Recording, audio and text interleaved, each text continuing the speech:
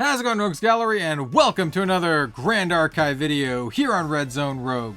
Today we're going to talk about all the news that has been happening in the world of Grand Archive. Expect this as kind of like regular content going forward for all the games that I cover.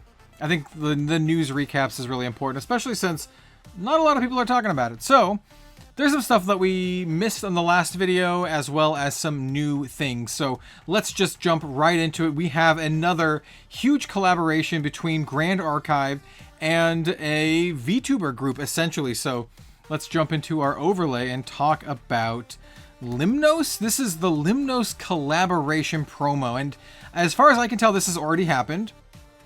And look at this. Look how beautiful... Look how beautiful this promo is. I really like this silver-haired lady back here with Kongmi. Actually, I actually both like both of the Limnos characters here.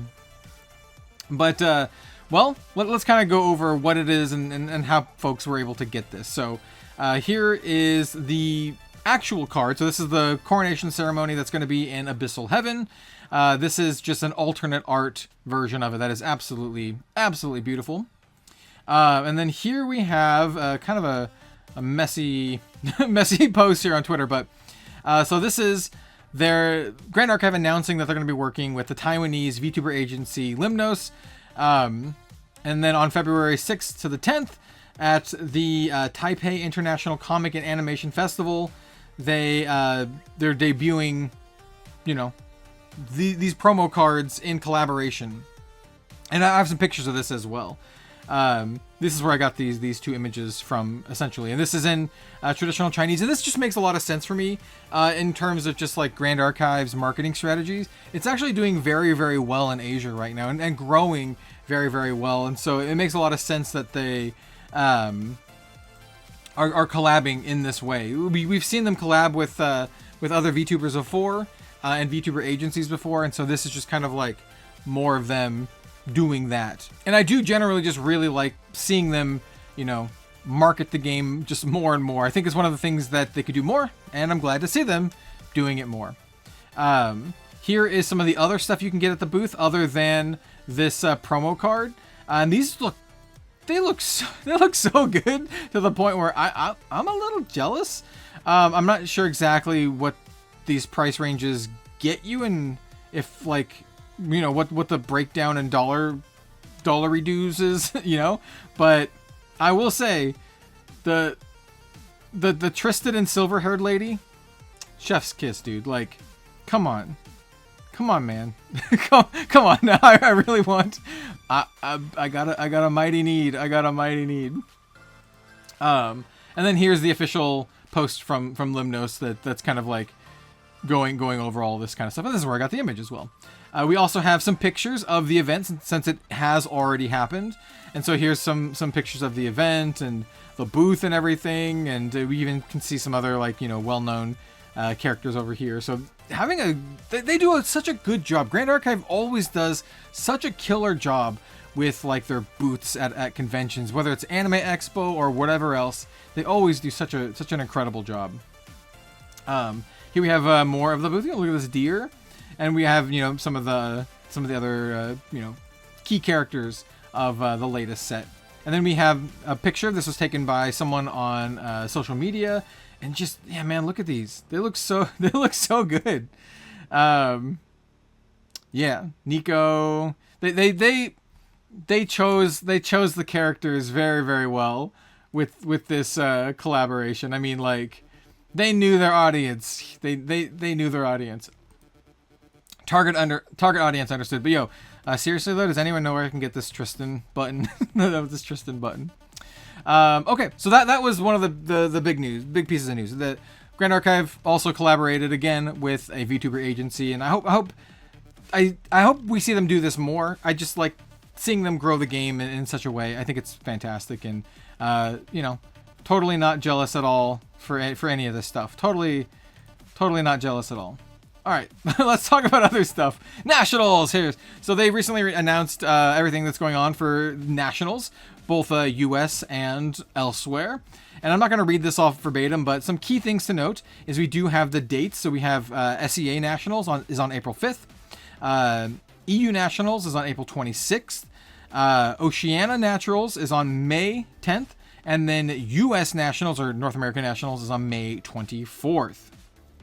They also go over how to qualify for Nationals, as well as the Nationals cards here. So, you know, it goes all the way back to the Lurking Assailant card.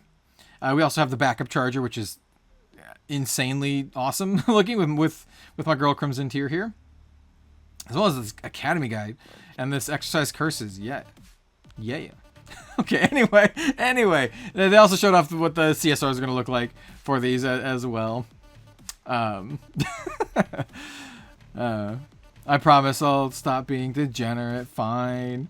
Here's the prize pools. They break down all the prize pools as well as, like, you know, how you know it correlates into the currency. So everything from SEA, EU, Oceania, North America, all this kind of good stuff. We also see these absolutely freaking gorgeous cards here. So this is a Sword of Seeking by a friend of mine, Hanchu. I need this sword. I need it like yesterday in all of my decks. And we have this Eternal Magistrate by, once again, Hanchu. Look at this cute little like puppet in the background. Absolutely gorgeous card.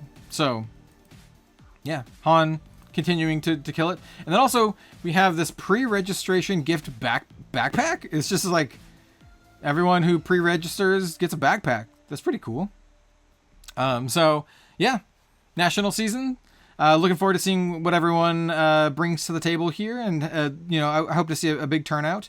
Yeah, it's pretty cool. I did casting at last year's North American Nationals.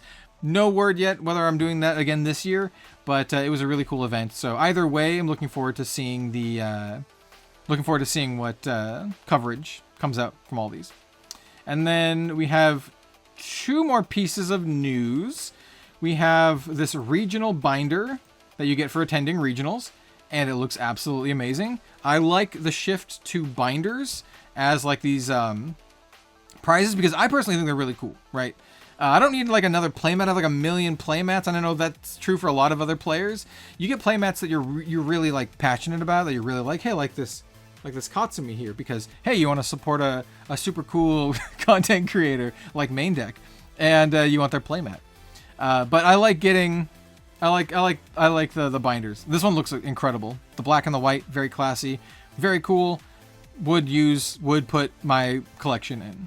And then the last piece of news today, this is going to be a little bit of a short video, is Ascent Melbourne. And this is just saying that the Ascent Melbourne tickets are on sale, and that the world premiere event for the Gojia and Daio-chan Recollection decks will be there.